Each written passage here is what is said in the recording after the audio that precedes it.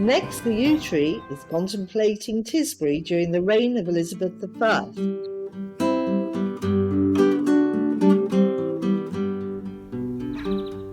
Queen Elizabeth I was a strong and upright female who lasted a very long time.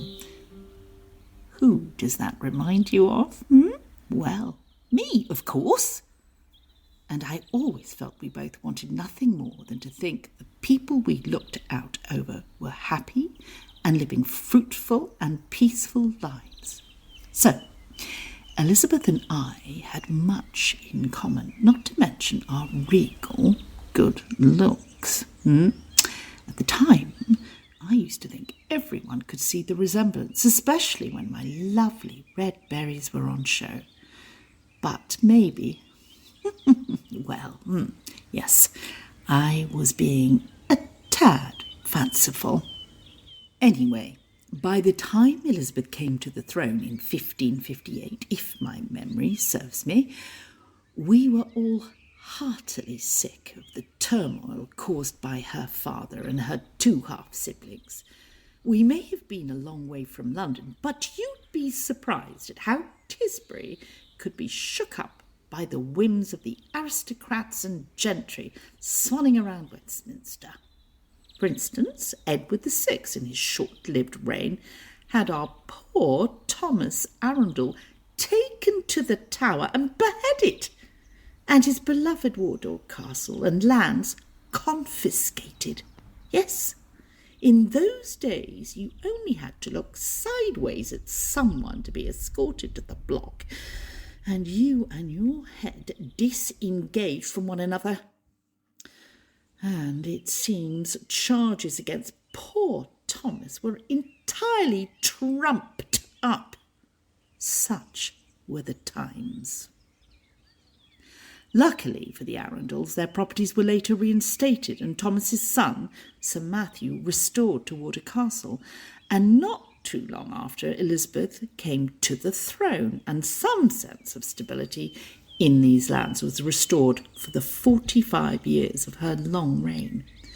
And for the first time in a long time, Tisbury felt a sense of calm. So, the honest working folk of Tisbury had a chance to just get on with their lives. Tisbury was growing. More good and solid houses that still stand to this day were built. Some buildings were made much posher, like Gaston Manor and Old Wardour Castle, and the people that keep the wheels turning, like the farmers and the weavers and the quarrymen and the blacksmiths and carpenters, were busy. The women at this time, although they contributed to agricultural work during the harvest and they could be employed making lace or brewing ale, were mostly at home raising their many children. Families were large in those days, and well, I remember the numerous little ones playing hide-and-seek under my branches, relieved to be let out of church. It was nothing unusual to have families of 5 or even 7 children with their parents attending the church for worship on a Sunday.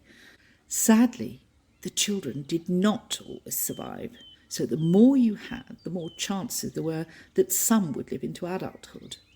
Children were also treated as workers and expected to be employed in helping out in the house or on the farm from a very young age, or even sent out to earn money.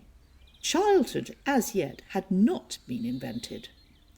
Well, as you can imagine, myself and fellow trees inspired poets throughout the centuries, and one you might recognise from this period was no exception.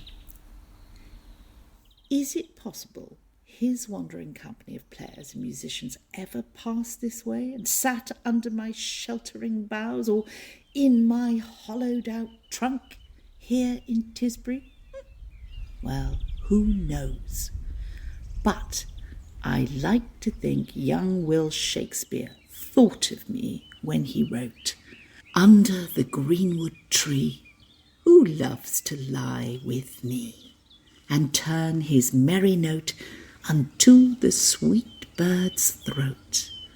Come hither, come hither, come hither. Here should he see no enemy, but winter and rough weather.